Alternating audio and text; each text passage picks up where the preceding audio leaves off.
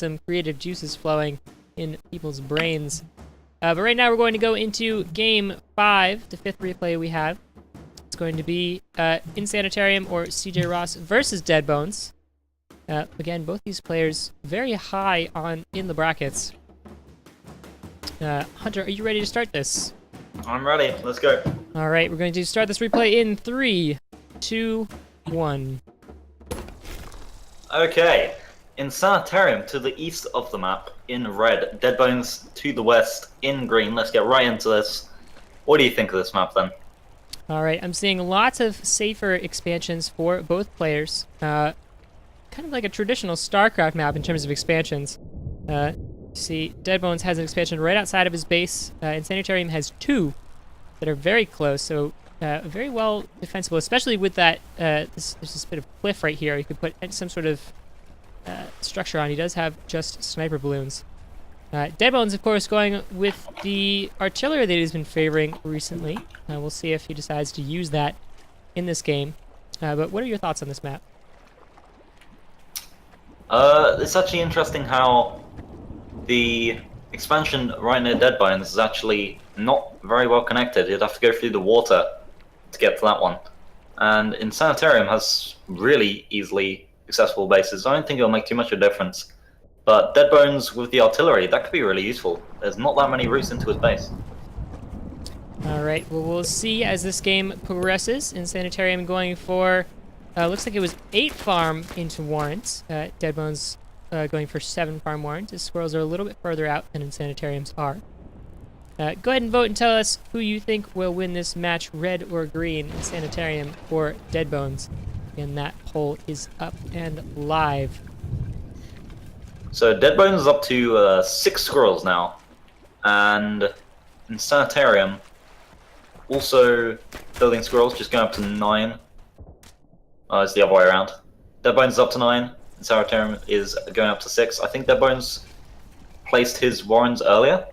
He seems to have a little bit of a lead. Insanitarium going up to 12 squirrels, so they're just going to out-squirrel each other, it seems, right now. And if Deadbones builds that artillery, that could be a lot of value, if he can save up enough. Yeah, we'll see. Again, those 12 squirrels are going to be a formidable ball to deal with. Especially with that high ground, you can see Insanitarium scouting that out right now. It's a perfect place to plop down your squirrels and take away a lot of Deadbones farms without ever getting touched. So Deadbones is going to have to deal with that eventually. Insanitarium throwing down a ferret warren, though. Very standard meta play. Squirrels and ferrets. Ferrets are able to take both down players squirrels going for that meta play, really. Just squirrel ferret timing. Both on 12 squirrels. Really standard play. And Deadbones expanding at the same time. So he's got 2 farms building on his new expansion. Insanitarium is just building his new expansion. So Deadbones has a tiny bit of a lead on that. And he also has a lead, but he doesn't have a lead on the ferrets. So Insanitarium is going to get his first ferret out, just barely. Yeah, so almost mirror builds from both these players here. Sniper Balloon going down on the high ground for Insanitarium. It's going to give him an advantage if he manages to get Deadbones to fight in that low ground, in that peninsula there. He's not going to be able to see that Sniper Balloon on the high ground. Up it goes. Ferret's taking out a few squirrels back and forth. A little bit of ferret dance going on. These 2 ferrets. Ferret took out Deadbones' attempt at building a sniper balloon. That's a big deal. And if he gets another shot on that, that's going to take up a second attempt. Fight going down in the middle here. The squirrels coming in to reinforce the ferrets here. That sniper balloon has to go up for Deadbones. He can't lose another 120 food.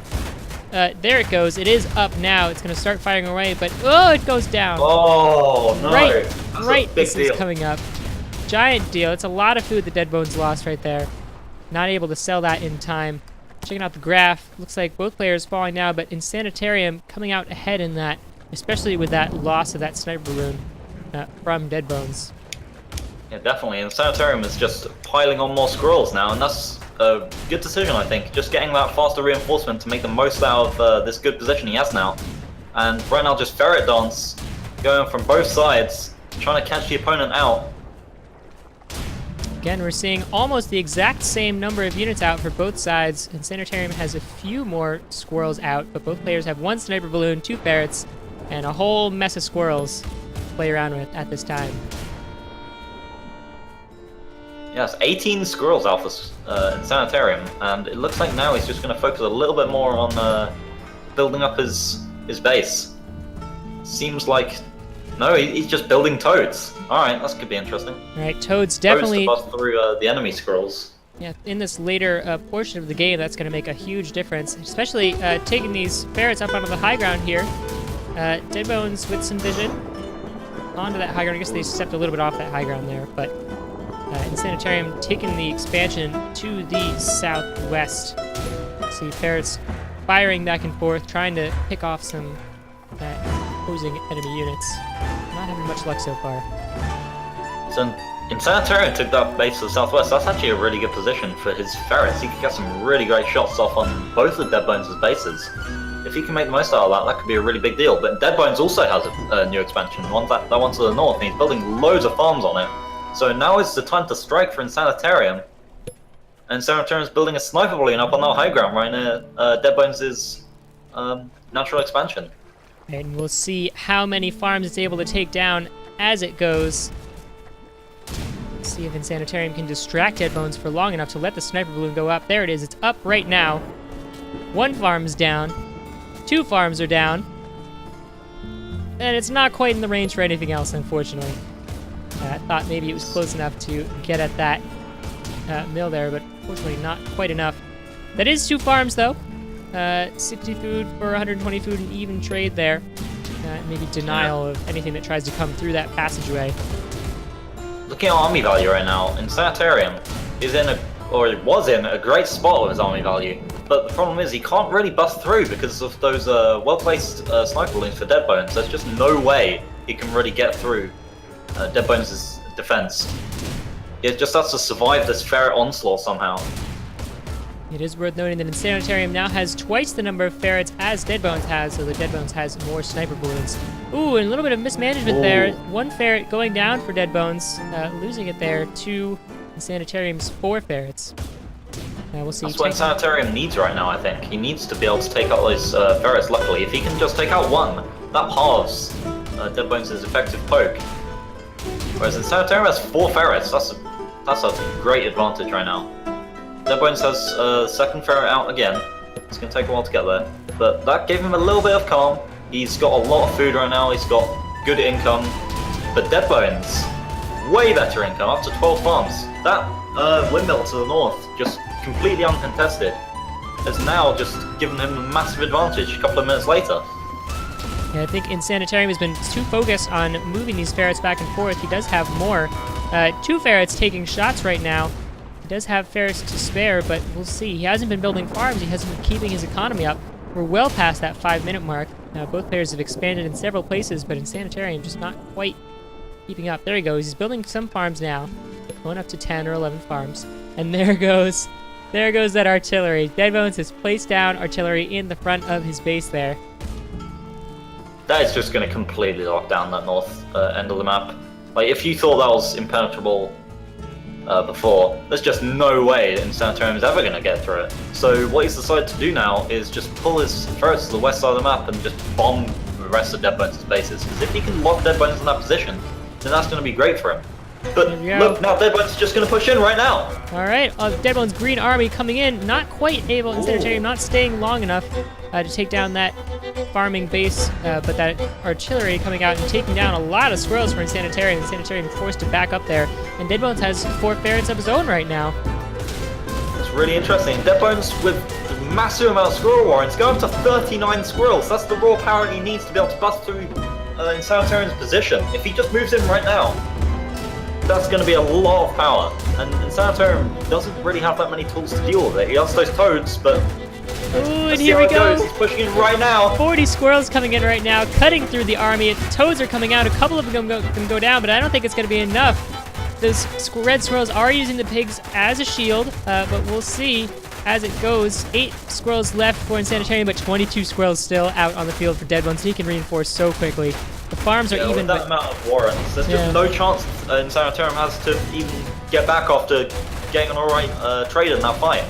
So that first line of defense has buckled for Insanitarium. Deadbones moving in with all of the ferrets, all of the squirrels, getting a little bit pincered by the units coming from different sides of the map. but he still has the advantage in this attack here. Those squirrels getting taken out. Now he moves on to the high ground to the last farming base of Insanitarium. Deadbones takes this game. Wow. Wow.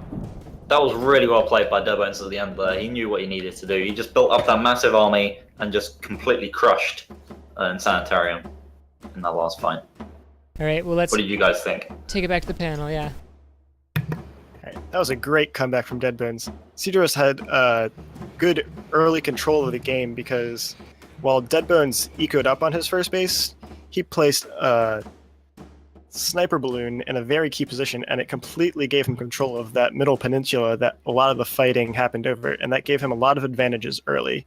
But Deadbones did a great thing in expanding over to that north base, and that shifted the main battle lines over away from that defended position that Cedros had, and completely nullified those defenses he had built up earlier.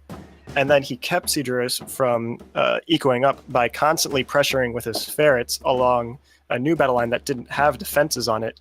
So Cedros had to stay there and keep up his defenses and defend against that ferret pressure.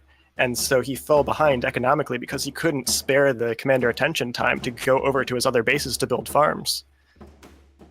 I want to latch onto that and say that Cedros could have...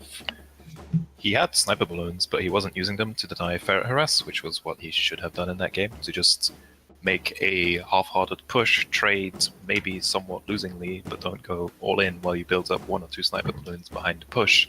And then he has those balloons that will deny ferret harass, and then he has twice the amount of bases to work with compared to Deadbones. But unfortunately, he got too caught up in ferret fights, and it was offered me that Cedros was on 200, 250 food and wasn't doing anything with it, while he could have had a lot more farms or a lot more units. I feel like I was going to say I feel like what kind of clinched it was when Deadbones managed to get the artillery out, pushes CJ Ross's army back behind the expansion. At that point, he sells the artillery, giving him just 240 food immediately, and just goes to build up his squirrel army on the back lines. Definitely great use of selling structures there to get that food value back. Something you don't see in a lot of games. I think we're going to go ahead into our break at this point. We'll be back in 10 minutes for the next 4 games we will have for you in the final Week 3 September Showdown highlights stream. So we'll be back in 10 minutes, but in the meantime, go ahead and vote on which unit you think is the scariest unit in Tooth and Tail in our halftime vote. We will see you in 10 minutes.